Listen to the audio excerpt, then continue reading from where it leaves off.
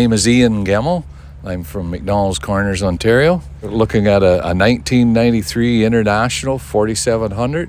It has a DTA 360 engine. We have a 5-speed main transmission and a 3-speed auxiliary going through a rear end with a 3:9:1 ratio. We use it to haul our RV, and we like to show it a few shows a year. I built all the exhaust for it. I did put the auxiliary transmission in it, built that, and we built the deck. It's white oak, kind of. There isn't anybody else with one like that I saw, so it's kind of unique. Was the wood from your own yard or anything? Yes, it was. Really? Yeah. We used to make maple syrup, and you could see our camp there, and on the knoll in the camp there was a little grove of white oak, and so we cut it and milled it, and that's what it ended up. You switched it to 2 transmissions? Yes, I did, yeah. The gearing wasn't right. That was the best solution I could find to give me a nice slow reverse, and now I got overdrive. Okay. So my fuel mileage came up too when we're traveling, so two bonuses. Had you had trucks with 2 transmissions before? Well, I started out being a mechanic, and I'd worked in a lot of them in the 70s, and then I started to drive in 82, I guess it was. The two transmissions were kind of out of the picture by then.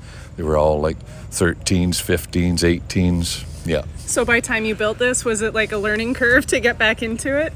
No, I don't think so. It was a lot of time consuming to get it right and get the mounts made so that you get the angles right so you don't have any driveline vibration. So did you do all the work yourself? Yes, yeah. And my wife helped me do a lot because sometimes you needed another pair of hands. Can she drive it too? Not yet? No, okay, she doesn't want to drive it. Okay, that's fair. She had her B license. We had a school bus, but she says, no, them 2 transmissions are too much for me. Well, if she's sitting in the passenger seat, she could do one. I keep telling people that. I say I do one, she does the other, but I put the seats in and I put the steering wheel on. International never made a wooden steering wheel for this. That is actually a Peterbilt steering wheel, but it fit just like a glove. Yeah, but the interior was like that. Not many with the headliner like that and the doors, and I've only ever saw one other one like it. And it has factory air for 93, and that series of a truck is fairly rare. And is this all storage here? Yes. That's a lot of storage. Yeah. Excellent. Well, we take our golf clubs sometimes with us, and tools. You always need tools with you, and cleaners and all that kind of stuff. So. How long have you had this truck? Since 2010, so 13 years.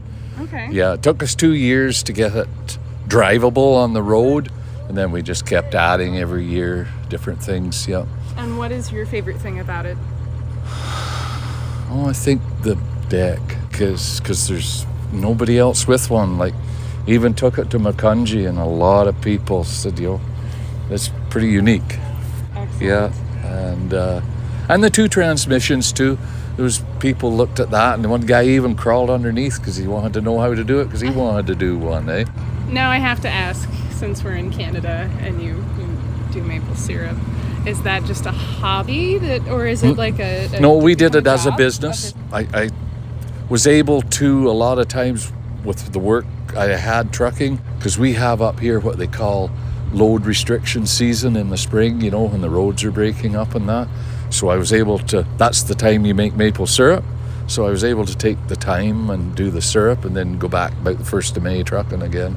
Yeah, we did it for 30 years. Yeah, we just sold it in 2021, the business, and time to move on. Mm-hmm. Yep. To enjoy your retirement, right? Yeah, exactly, yeah. And is the camper back there in the campground? Yeah, it is, yeah. Right. That's the 36-foot camper.